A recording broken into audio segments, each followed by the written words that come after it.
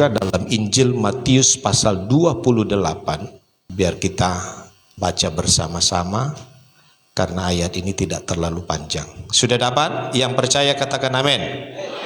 Yang sudah dapat katakan amin. Yang belum tetap katakan tunggu dulu. Sudah dapat? Amin. 28 ayat 6 dari kitab Injil Matius. Kita baca bersama-sama dengan suara yang terdengar supaya itu menumbuhkan iman ketika kita membaca.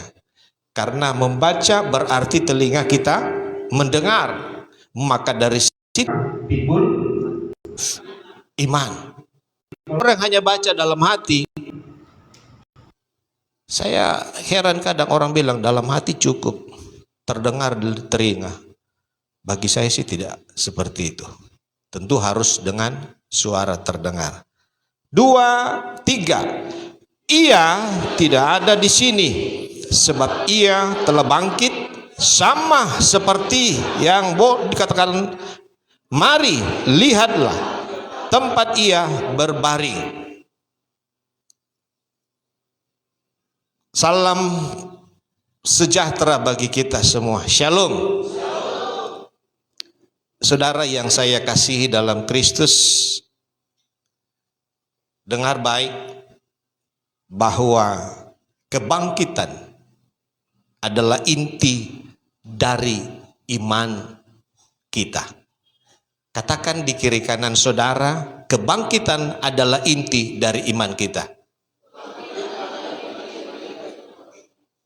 Terdengar nggak? Yang di sampingnya terdengar. Kalau nggak terdengar itu kelewatan. Saya aja dengar di sini.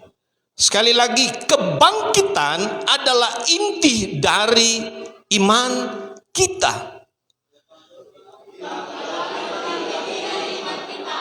Saudara, yang saya mau sampaikan,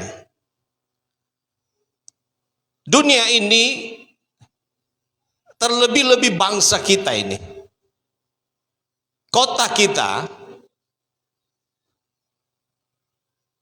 kalau kita lihat baik ke belakang, hari ini dan hari esok,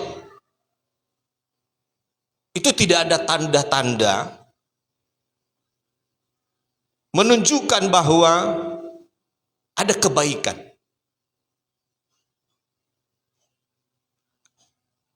Justru membuat hidup kita jadi khawatir, was-was.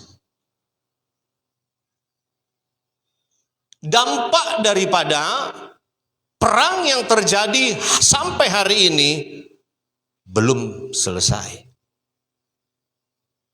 Bahkan merebak ke daerah-daerah yang lain, ke bangsa-bangsa yang lain. Walaupun juga bermunculan di medsos. Ada yang mengatakan bangsa Israel hancur. Ada yang katakan kilang-kilang minyak atau daerah-daerah negara-negara di mana ada camp bangsa Amerika dibom, yang menunjukkan bahwa kekalahan yang dialami oleh Amerika dan Israel. Tapi di sisi lain ada juga orang yang berkata fakta yang terjadi bahwa sampai hari ini Israel masih berdiri tegak. Amin. Karena saya percaya janji Tuhan terhadap bangsa Israel itu belum hilang sampai detik ini. Bangsa yang dipilih oleh Allah. Yang saya mau katakan Bapak Ibu Saudara, ketika kita melihat situasi yang terjadi hari-hari ini, banyak orang yang mengeluh, bersungut-sungut, bahkan ada cacian, ada makian terhadap pemerintah bangsa yang kita cintai ini. Akibat ketidakpuasan mereka, ketidakmampuan mereka untuk menghadapi persoalan demi persoalan. Dengar baik pesan Tuhan. Biarlah hari ini kita mencari meja di mana Tuhan di sana jadi topik masa depan yang dirancang. Di meja itu tujuan hidup dikejar dengan penuh semangat. Menghindari hal-hal yang tidak menguntungkan iman kita. Keluar dari meja yang di sana menceritakan gosip tentang orang. Tapi cari meja di mana kita bisa menceritakan tentang Tuhan di sana. Yang merancang masa depan hidup kita. Walaupun ada persoalan, ada masalah yang terjadi. Tuhan berkata, duduklah di meja itu. Amin. Jangan duduk di meja di mana ada pencemooh-pencemooh yang tidak menguntungkan iman kita. Saudara, menjadi kesia-siaan bagi iman kita ketika Yesus Kristus yang mati tidak bangkit. Amin. Saya ulang. Menjadi kesia-siaan ketika Yesus tidak bangkit dari kematian.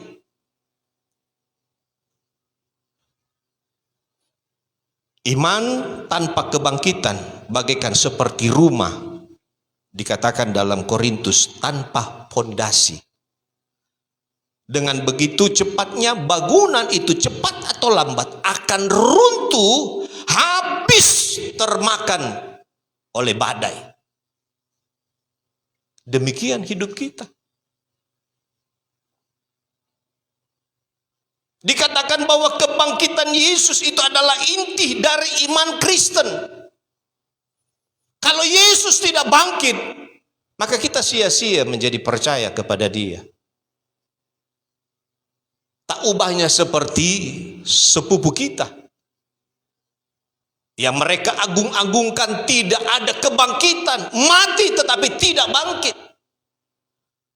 Sama, tapi kita bersyukur menjadi orang Kristen karena Yesus bangkit. Amin. Katakan kiri kananmu, bersyukur karena Yesus bangkit. Saudara, persoalan hidupmu. Apa masalah hidup yang engkau hadapi hari-hari ini? Yesus yang disalib,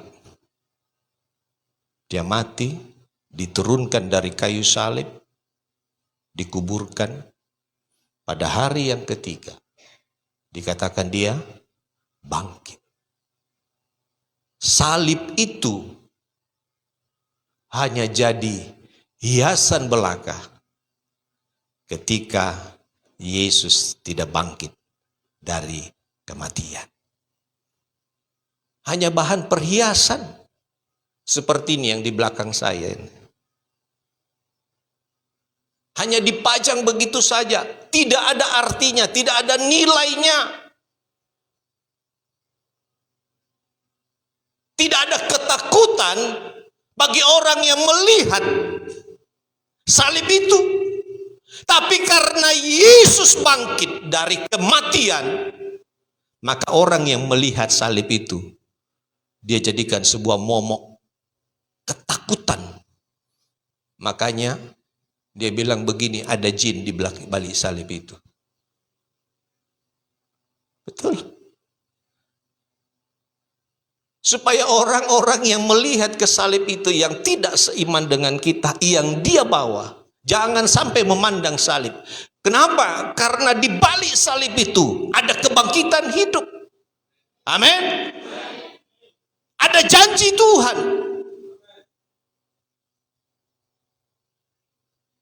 Hidup kita diubahkan. Dan itu yang dikatakan oleh malaikat Tuhan. Ketika perempuan-perempuan datang berziarah ke makam Kristus. Malaikat katakan, dia tidak ada di sini. Ya. Ia tidak ada lagi di sini. Sebab ia telah bangkit sama seperti yang telah dikatakannya. Mari lihatlah tempat itu, tempat ia berbaring.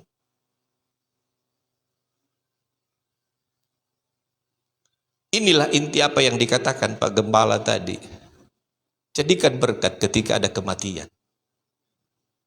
Karena di balik kematian, orang percaya, yang percaya, pasti dia percaya ada kebangkitan. Amin. Iya. Ini kedatangan Kristus yang datang secara pribadi dalam hidup kita. Kita tidak tahu kapan waktunya. Saya pun tidak tahu. Walaupun berkali-kali saya menghadapi maut. Apa saya takut? Takut. Apa yang membuat saya takut? Bukan takut istri dan anak-anak saya tidak makan, bukan. Tapi ada perasaan, ada intimidasi yang membuat saya takut.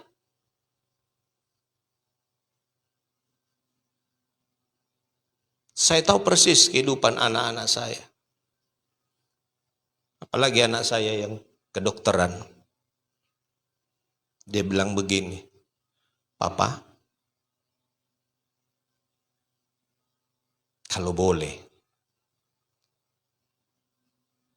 biarkan Ian selesai kedokteran. Papa bisa lihat Ian berdiri. Saya hanya jawab, hidup Papa ini bukan Papa punya, yang punya adalah Tuhan. Nangis dia. Karena dia paling dekat dari anak-anak saya itu, dia yang paling dekat sama saya. Sepertinya dia tidak siap. Dia wanti-wanti. Bahkan dia ngancam. Kalau Papa pergi, yang berhenti.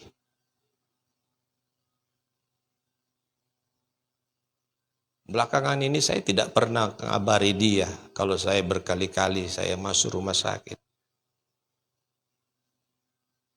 Beberapa waktu yang lalu, Pak Gembala, Ibu Gembala dengan Pak Moses ya, datang besuk saya di rumah sakit.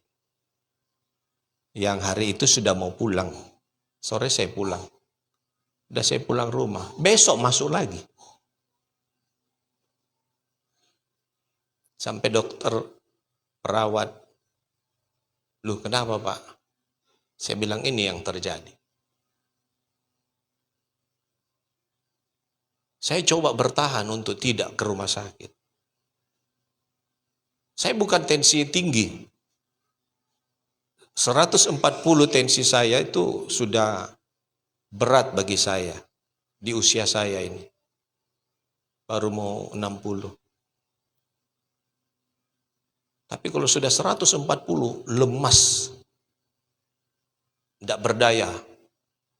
Kaki saya, ujung-ujungnya itu dingin. Badan saya dingin. Lemas. Saya sudah tahu ini sudah 140. Saya tensi, ternyata di rumah saya tensi sudah 170. Saya telepon adik angkat saya. Pak Gembala tahu. Dia datang, dia bawa saya. Saya bilang tolong antar saya. Udah saya keluar. Hanya observasi. Sekitar 2-3 jam masuk infus, masuk suntik obat. Saya pulang. Berapa hari kemudian saya pergi ke daerah Ring Road dengan adik saya ini. Kok tiba-tiba gak enak? Jantung saya debar. Karena saya kemana-mana saya bawa alat tensi. Debar jantung saya itu sampai 225.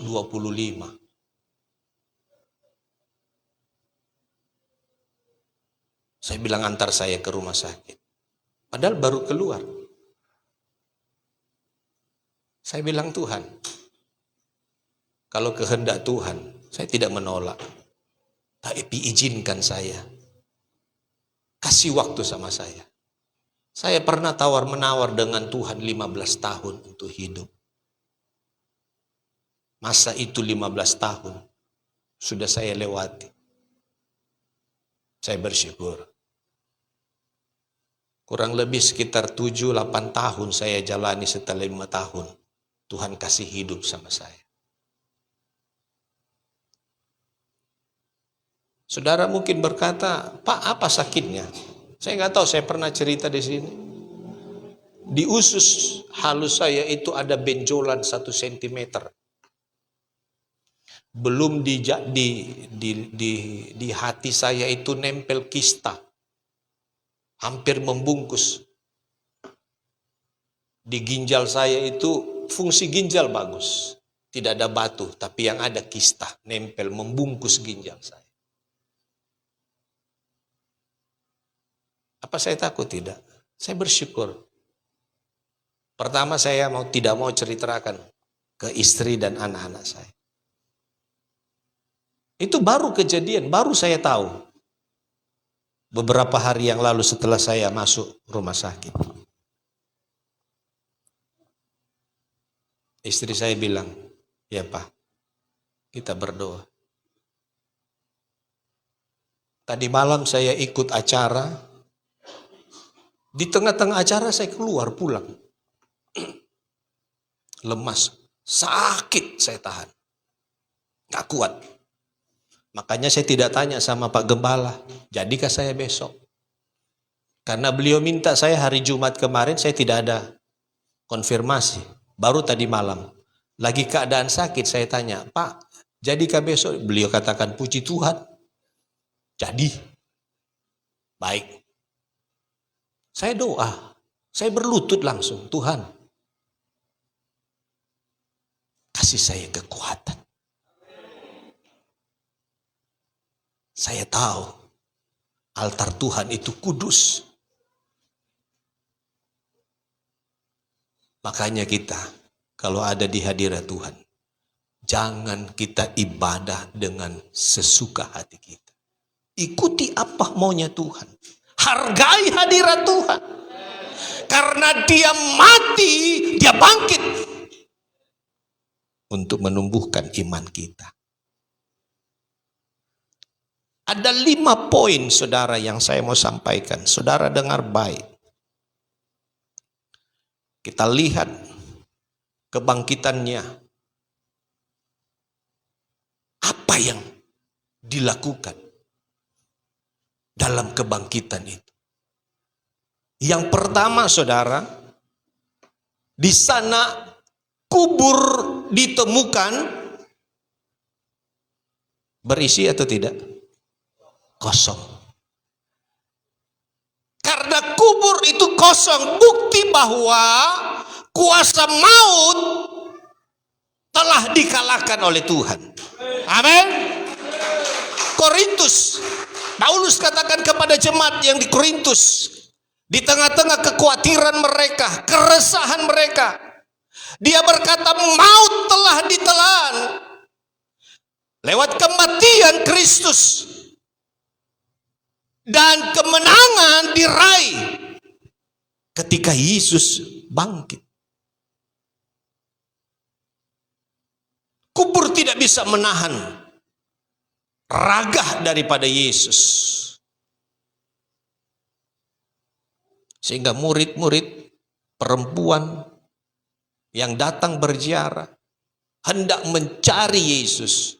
Kata malaikat, hei perempuan, apa yang kamu mau cari di situ? Saudara, bukti daripada kebangkitan Kristus adalah kubur kosong yang membuktikan maut dan kuasanya dikalahkan oleh kematian dan kebangkitan Kristus. Rasul Paulus katakan kepada yang ada di Kisah Rasul pasal 2, maaf, bukan Paulus, Kisah Rasul pasal 2 ayat 24 di sana dikatakan Allah telah membangkitkannya, melepaskannya dari penderitaan maut.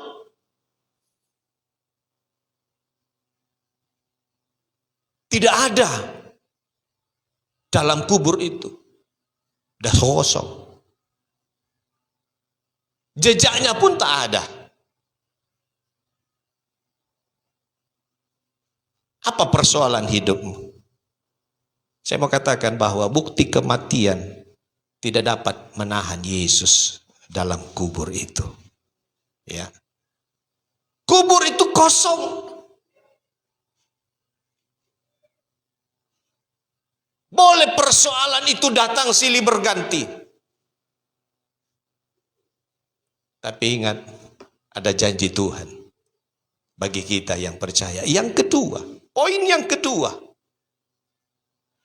Janji Tuhan pasti terbukti. Dalam kitab Kisah Rasul pasal 1 ayat 3, Yesus menampakkan diri hidup selama 40 hari. Ya. Matius pasal 12 ayat 40 dikatakan bahwa seperti Yunus 3 hari di perut ikan, anak manusia 3 hari di dalam perut bumi. Ada janji Tuhan yang tergenapi bahwa pada hari yang ketiga dia bangkit. Luar biasa. Saya mau katakan saudara, ketika kita ada di rumah duka, biasanya minimal 3 hari ya. Orang Nias juga begitu, orang Manado juga begitu. Saya nggak tahu orang Batak berapa hari minimal. Hampir sama. Orang Dayak juga begitu, 3 hari minimal.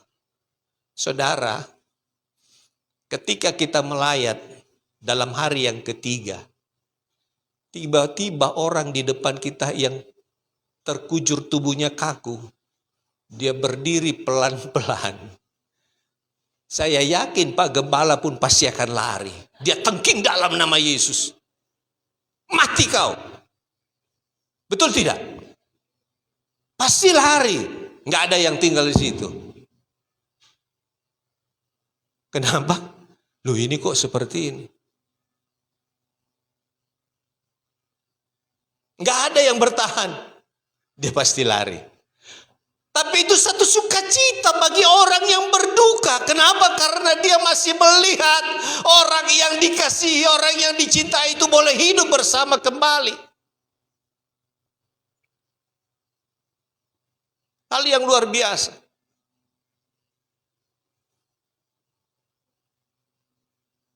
Cerita seperti apa yang dialami oleh Lazarus. Siapa saudaranya?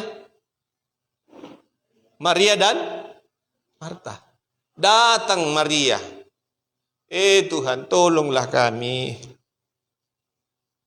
Saudara kami itu sudah mati. Ketika Yesus mendekati kuburnya Lazarus, Lazarus, keluarlah kau dari situ. Keluar enggak Lazarus? Keluar. Luar biasa, saudara. Itu janji Tuhan. Apakah itu bisa terjadi atas hidup kita? Bisa. Tapi adakah kita memandang, memahami apa yang sebenarnya dikerjakan oleh Yesus setelah dia mati dan bangkit?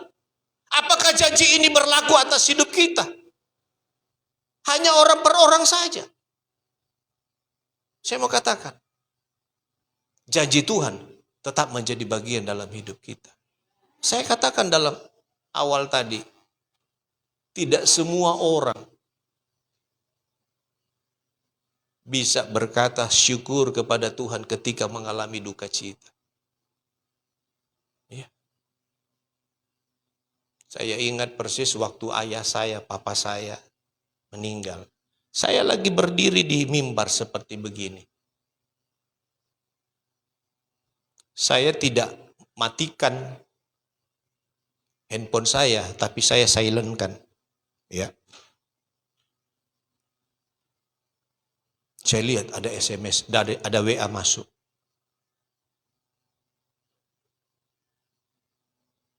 Apik meninggal. Sore itu langsung saya berangkat ke Manado. Saya menangis. Karena saya tahu persis waktu dia sakit. Kenapa?